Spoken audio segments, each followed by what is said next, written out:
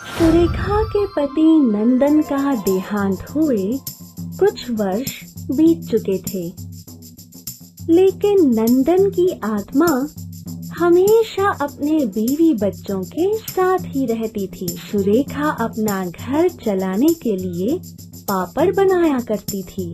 वो आटा गूंदकर दिन भर पापड़ बेला करती थी और छोटू पापड़ों को सुखाया करता था। और फिर शाम के समय सुरेखा ये सूखे हुए पापड़ एक व्यापारी को बेच देती थी, जिसके बदले उसे रोज 100 रुपए मिल जाया करते थे। अपने परिवार की ये दुर्दशा देख नंदन की आत्मा दुखी थी। मिले हुए 100 रुपए में सुरेखा घर चलाया करती थी। सुरेखा ने एक दिन सोचा, इतना अच्छा हो अगर छोटू स्कूल जाए, वो पढ़ेगा लिखेगा और फिर वो बड़ा अफसर बनेगा। हाँ, मैं अपने छोटू को पढ़ाऊंगी। और फिर सुरेखा ने ठान लिया कि वो अपने बेटे छोटू को पढ़ाएगी। और ये बात नंदन की आत्मा को भी अच्छी लगी।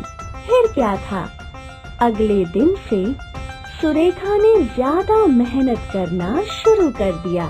उसने रोज से दुगना आटा गूंदा और फिर पापड़ बेलने भी शुरू किए। पापड़ बेलते बेलते उसकी कमर दर्द करने लगी थी। एक काम करती हूँ, थोड़ा चल फिर लेती हूँ, इससे कमर का दर्द कम हो जाएगा। हाय रे! सुरेखा उठकर घर के बाहर चली गई और तभी नंदन की आत्मा ने सुरेखा की मदद करना शुरू कर दिया और फिर जादू से पापड़ बनते गए। देखते ही देखते सारा आटा खत्म हो गया और पापड़ों का ढेर लग गया। और जब सुरेखा लौटी तो वो ये सब देखकर चौंक गई। उसे समझ नहीं आया कि ये सब किसने किया और कैसे, लेकिन वो खुश थी। और फिर उसने वो पापड़ सुखाने डाल दिए। शाम के समय सुरेखा सारे पापड़ व्यापारी की दुकान में ले गई और आज उसे 200 रुपए मिले। ये देख आज वो बहुत खुश थी। अगले दिन भी सुरेखा ने दुगना आटा गूंदा और वो जब वहाँ से चली गई तब फिर से नंदन की आत्मा ने जादू से सारे पापड़ बेल दिए। ये सिलसिला चलता रहा। रोज नंदन की आत्मा अपने बीवी बच्चों की मदद किया करती थी और फिर कुछ ही दिनों में छोटू स्कूल जाने के लिए तैयार हुआ। अपना सपना सच होता देखकर सुरेखा की आंखें भर आईं। लेकिन आज नंदन की आत्मा बहुत खुश थी। नंदन की आत्मा ने मरकर भी अपने परिवार का ख्याल रखा। इसीलिए कहते हैं कि रिश्तों की डोर मरने के बाद भी जुड़ी रहती है और माता पिता हमेशा अपने बच्चों का भला ही सोचते हैं। नाथूराम और भोलूराम दोनों जुड़वा भाई थे, जिनका खुद का एक छोटा सा खेत था, जहाँ दोनों भाई खेती बाड़ी किया करते थे। जब तक दोनों की शादी नहीं हुई थी, दोनों भाई साथ में हंसी मजाक किया करते थे। लेकिन जिस दिन दोनों की शादी हुई, मानो दोनों भाइयों के बीच में दरार ही आ गई।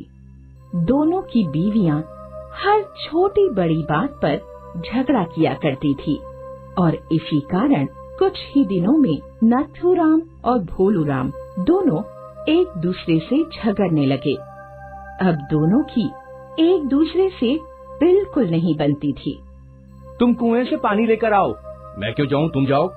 लेकिन कल मैंने ही खेतों में पानी डाला था। तो क्या हुआ? तो आज तुम्हारी बारी है। लेकिन पहले भी तो तुम ही खेतों में पानी डाला करते थे, तो अब क्या हुआ?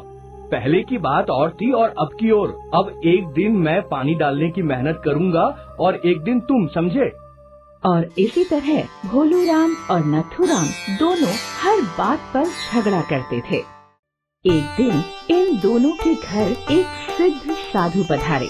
दोनों भाइयों ने उनकी बड़ी अच्छे से सेवा की, उन्हें भोजन करवाया, उनके पैर धोए।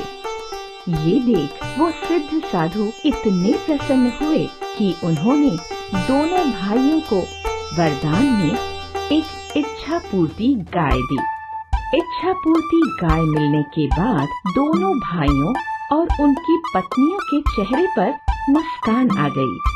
सभी ने इच्छा पूर्ति गाय से अपनी अपनी इच्छाएं मांगी। मुझे गर्मा गर्म जलेबी चाहिए और मुझे एक टोपी चाहिए। मुझे कंगन चाहिए और मुझे एक हार। उन सभी को अपनी अपनी इच्छा के अनुसार चीजें मिल गयीं और वो सभी खुश थे। फिर हर दिन वो लोग अपनी मनपसंद चीजें मांग लिया करते थे। लेकिन एक दिन उन सब में फिर से झगड़ा हुआ। ये इच्छा पूर्ति गाय हमारी है। नहीं, हमारी है। नहीं नहीं, सिंध बाबा ने हमें दी है। अच्छा, आई बड़ी, हमें दी है ये इच्छा पूर्ति गाय। चारों फिर से झगड़ रहे थे। उन लोगों का झगड़ा इतना बढ़ा कि उन लोगों ने निर्णय ले लिया कि वो सिद्ध बाबा के पास जाकर इसका निष्कर्ष ढूंढेंगे। सभी लोग सिद्ध बाबा के पास गए और वो लोग उनके सामने भी झगड़ने लगे। सिद्ध बाबा को ये देख क्रोध आ गया। तुम सब के सब मूर्ख हो। तुम लोग इस इच्छा पूर्ति गाय के लायक नहीं हो। सिद्ध बाबा ने मंत्र पढ़े और वो इच्छा पूर्ति गाय गायब हो गई और फिर सभी का मुंह लटक गया। सिद्ध बाबा वहाँ से गायब हो गए। और इस कहानी से हमने ये सीखा कि अगर ये चारों आपस में खुश रहते तो इनकी हर इच्छा पूरी हो सकती थी।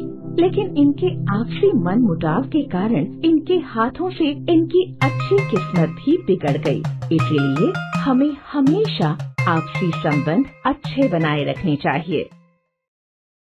ओए नटवर, बल्लू तू कैसा है मेरे यार? एकदम मस्त।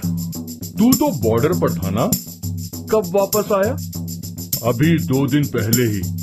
अब आर्मी से मुझे रिटायर कर दिया गया है। चलो अच्छा है। वैसे भी तूने देश की बहुत सेवा कर ली, अब परिवार की सेवा कर। लेकिन मेरे दोस्त, देश की जितनी सेवा की जाए उतनी कम है। हाँ हाँ, वो तो है। और तू बता, तेरे क्या हाल चाल? वही खेती बाड़ी, रोज खेतों में मेहनत करो और क्या। और तेरी बेटियाँ, वो कहाँ हैं? वो देख, वहाँ पेड़ के पास बैठी हैं। उसकी चिंता में डूबा जा रहा हूँ। तू तो जानता है कि उसका मेरे अलावा और कोई नहीं है।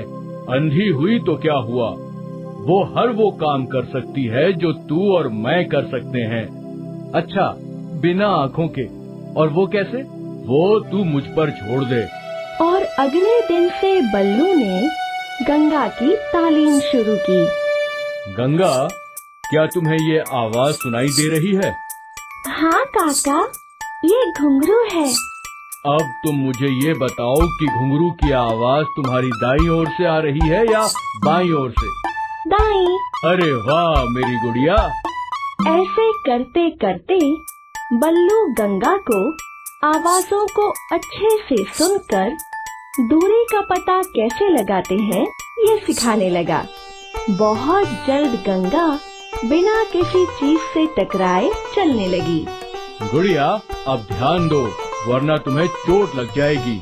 बल्लू गंगा पर गेंद फेंकता गया और वो बड़ी फुर्ती से उनसे बचती गई।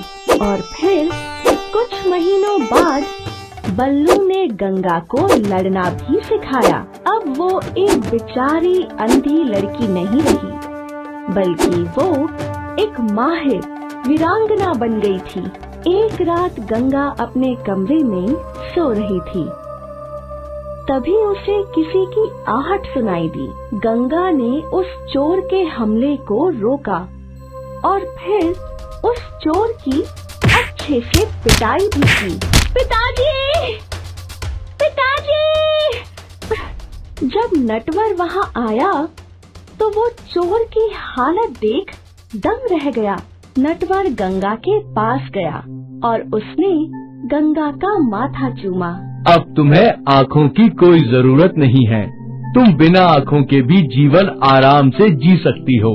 अगले दिन नटवर ने बल्लू का शुक्रिया अदा किया और इस कहानी से हमें ये सीख मिली है कि हमारी कमियों से कोई फर्क नहीं पड़ता, क्योंकि हमारा दृढ़ निश्चय और साहस ही हमें सक्षम बनाता है।